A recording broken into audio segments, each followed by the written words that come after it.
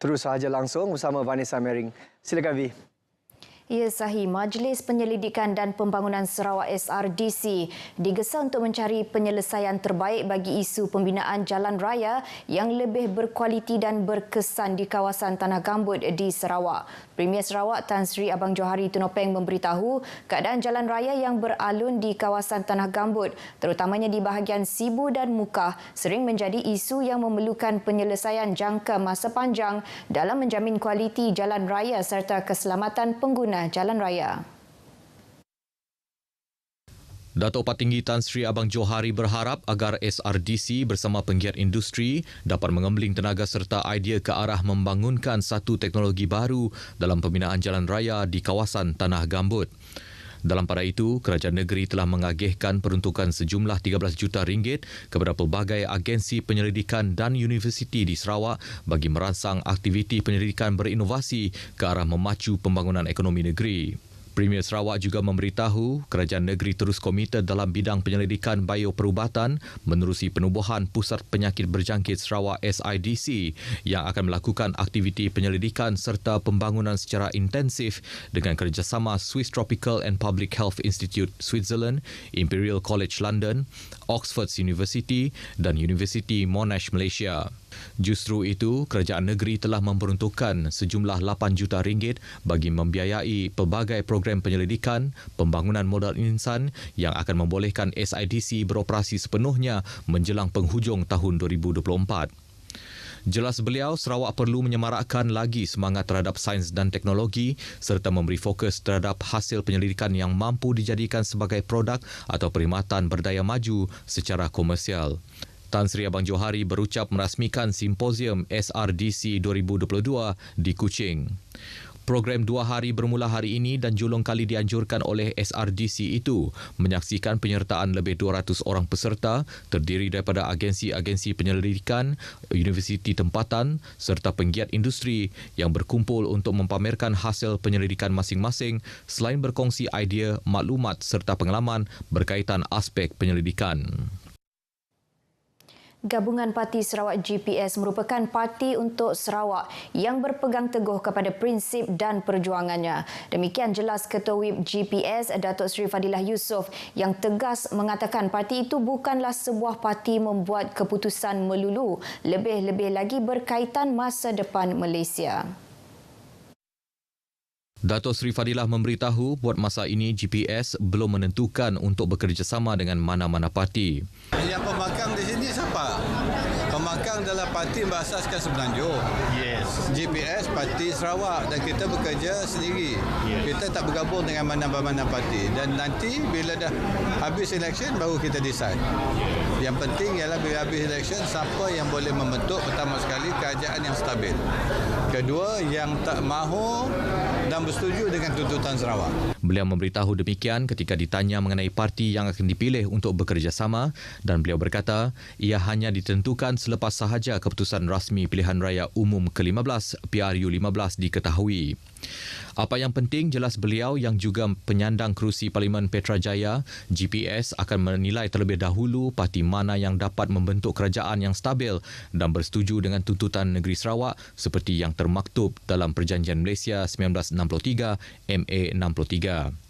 Sementara itu, ditanya mengenai tindakan Perikatan Nasional PN yang meletakkan calon bertanding di negeri ini, Datuk Seri Fadilah berkata GPS akan menyahut cabaran itu dan memastikan kemenangan memihak kepada Parti Sarawak.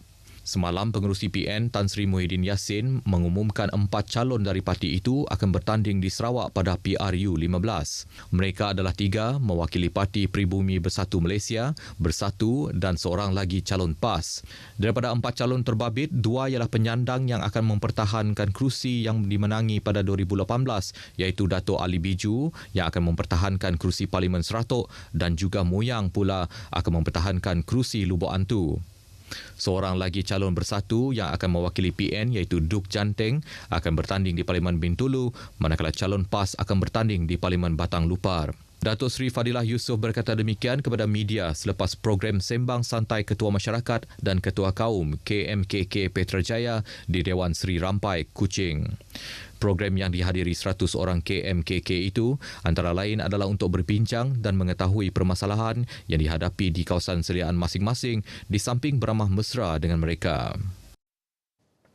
Seramai 22 anggota telah tamat menjalani kursus pengukuhan Multi-Skill Team MUST Jabatan Bomba dan Penyelamat Sarawak bagi membantu dalam kerja-kerja penyelamatan awal di udara sekiranya berlaku kecemasan khasnya pengoperasian menggunakan pesawat. Pengarah Jabatan Bomba dan Penyelamat Sarawak, Datuk Khairuddin Rahman berkata, sehingga kini seramai 74 anggota pasukan itu yang cekap dan terlatih di seluruh negeri. Datuk Khairuddin menekankan bahawa pasukan MUST itu juga bukan saja mahir dengan kerja penyelamatan di darat atau di air, malah pasukan berkenaan juga dilatih untuk mahir menggunakan pesawat udara. Ke arah itu, beliau berharap agar pengetahuan dan kemahiran yang diperolehi dapat diaplikasikan dengan sebaiknya selama berkhidmat dengan jabatan itu. Saya berharap agar latihan proses pembelajaran tuan-tuan dan puan-puan terus berkembang, mengilhamkan pemikiran baru dan dapat diteruskan selagi kita masih berkhidmat di dalam jabatan ini. Beliau berkata demikian menyempurnakan kursus pengukuhan Multi-Skill Team MUST Jabatan Bomba dan Penyelamat Negeri Sarawak di Balai Bomba dan Penyelamat Lopeng, Miri. Beliau juga menekankan bahawa pengoperasian helikopter juga bukan semata-mata memerlukan juruterbang sahaja, malah menuntut satu pasukan bantuan yang boleh bekerja dalam apa-apa situasi. Selain itu, beliau juga menyeru agar setiap anggota terus berdisiplin dan positif bagi kekal cemerlang dan berkualiti dalam melaksanakan tanggungjawab. Pasukan MUST mula ditubuhkan pada tahun 1999 apabila Jabatan Bomba dan Penyelamat Malaysia menerima 2 buah helikopter buatan Rusia jenis Mi-17. Pelajar dan ibu bapa mempunyai pilihan mutlak menentukan hala tuju pendidikan dan kerjaya selepas mendapat keputusan peperiksaan Sijil Pelajaran Malaysia SPM atau Sijil Tinggi Pelajaran Malaysia STPM. Pegawai Pendidikan Daerah PPD Tatau Sebauh, Fred Entau, semasa merasmikan Hari Kerjaya dan Pendidikan PPD Tatau Sebauh di SMK Tatau menjelaskan guru-guru dan pihak sekolah hanya memberikan ilmu dan tunjuk ajar secukupnya kepada para pelajar. Mengulas lanjut, katanya usaha PPD, pihak sekolah, agensi luar termasuk pihak swasta hanyalah membimbing dan mempermudah pelajar untuk merealisasikan impian mereka.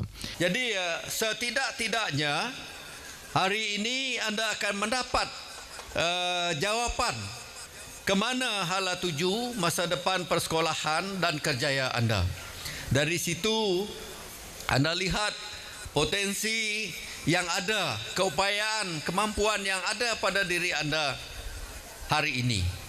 Berapa markah yang sudah anda dapat? Berapa kelayakan yang sudah ada dalam tangan anda sekarang?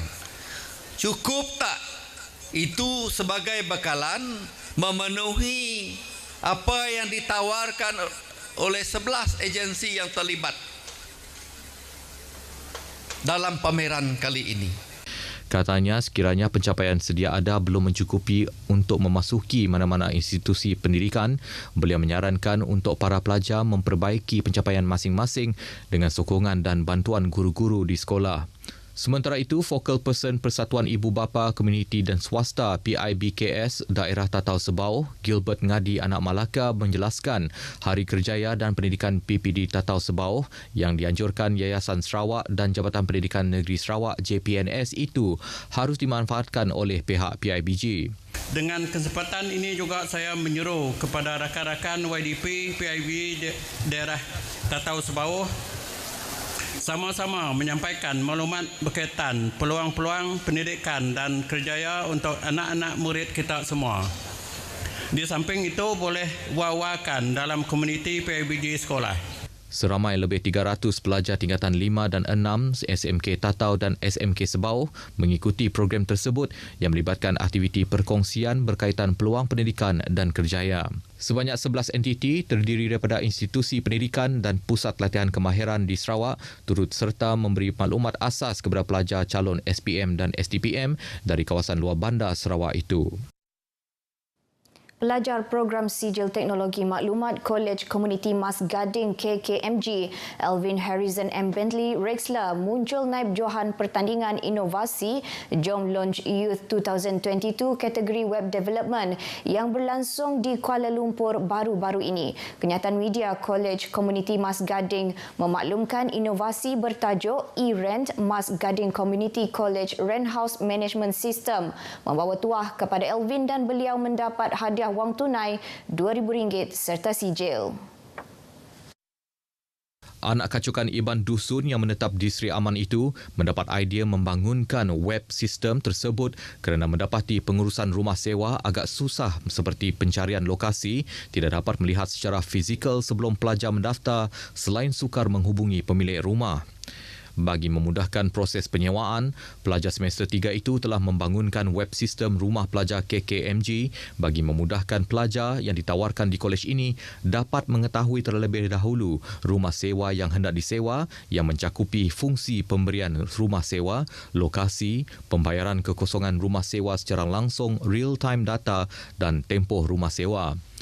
Pada masa yang sama, pihak pengurusan rumah sewa dapat memberikan maklumat terkini tentang jumlah pembayaran dan status kekosongan bilik rumah sewa. Sementara itu, pengarah KKMG Shirley Philip berkata, pihak kolej amat menggalakkan para pelajar KKMG untuk mengikuti pertandingan sebagai pendedahan serta memberi keyakinan kepada para pelajar untuk bersaing.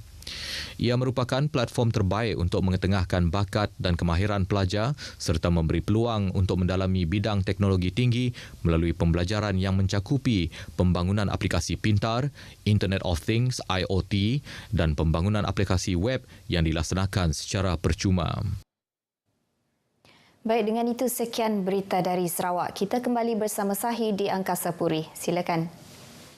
Terima kasih Vi untuk perkembangan dari Sarawak.